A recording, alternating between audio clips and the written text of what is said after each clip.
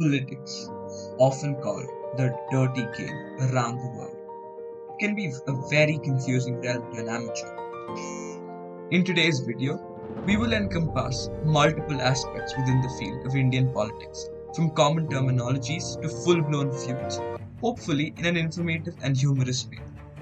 You're watching Let's Scrutinize, and this is Indian Politics 101. Let us look at the players we broadly divide every political person into. Three categories: leftists, rightists, and centrists. Leftists. Leftists are also known as the progressive front. The idea of the left and the right comes from the way the radicals and the conservatives sat in the French assembly post the revolution. Leftists usually believe in the idea of reform, equality for all, the abolishment of things such as class systems, women's rights, etc. Leftists are also called anti-national at times. Well, even the leftists aren't that simple, because if they were, this video wouldn't exist. So, now let us look at the three variations of the left.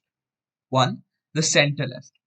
They are the moderates, somewhat share similar sentiments with the right, try to make reforms through slow and sustained causes and policies. A good example of this would be the Indian National Congress. While they hold the ideas of nationalism and slow reform in great regard, they still agree that reform is inherently required and it needs to be there sooner rather than later. The left. This is the category most liberals fit in. Most of them believe in the ideas of socialism, equality for all, understand the need for radical measures at times, etc. An example of this would be Sweden's Social Democrats, a system of capitalistic socialism, but with a strong system in place for helping those in trouble. They fit perfectly into this category.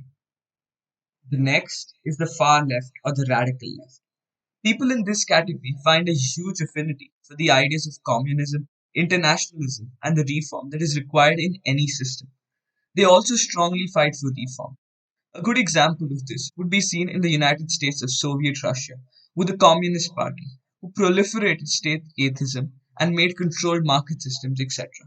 In today's world, the best example of this would be the Communist Party of China or CPC, who recently celebrated their 100th anniversary.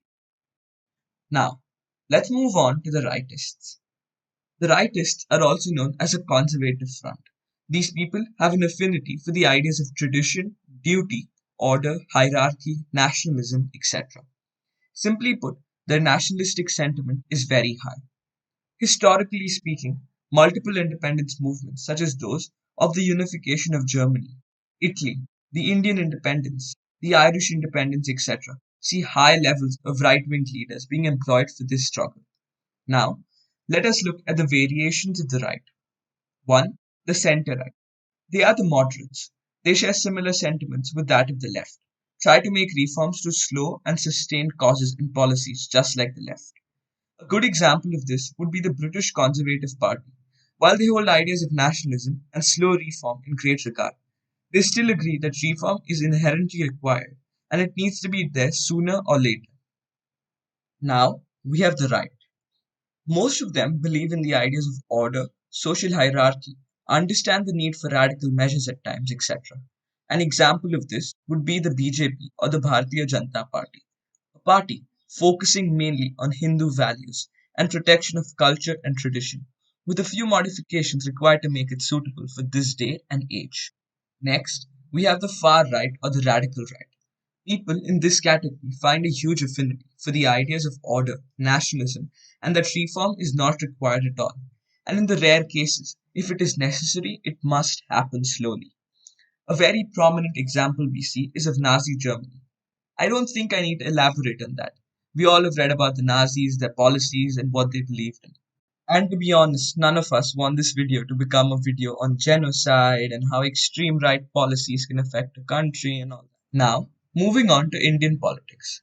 The two biggest alliances in India are the National Democratic Alliance, or the NDA, and the United Political Alliance. The NDA, or the National Democratic Alliance, often called the Right Alliance, is spearheaded by the Bharatiya Janata Party, or the BJP.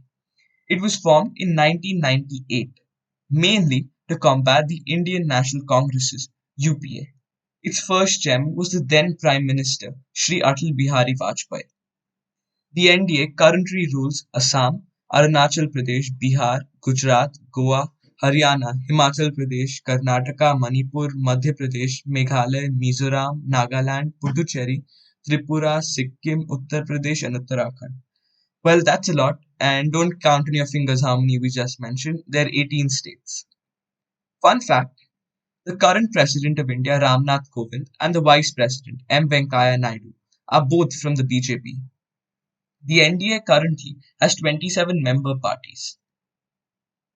Now, the UPA, or the United Progressive Alliance, is often called the left wing alliance and is spearheaded by India's oldest political party, the Indian National Congress. United Progressive Alliance, or UPA, is a coalition of predominantly centre left political parties in India, formed after the 2004 general election. The largest member of the UPA is the Indian National Congress, whose president Sonia Gandhi is the chairperson of the UPA. It formed a government with support from some other left aligned parties in 2004, after no single party could get the majority of its own. The UPA currently has power in Punjab, Chhattisgarh, Rajasthan, Maharashtra, Jharkhand, and Tamil Nadu, total of 6 states.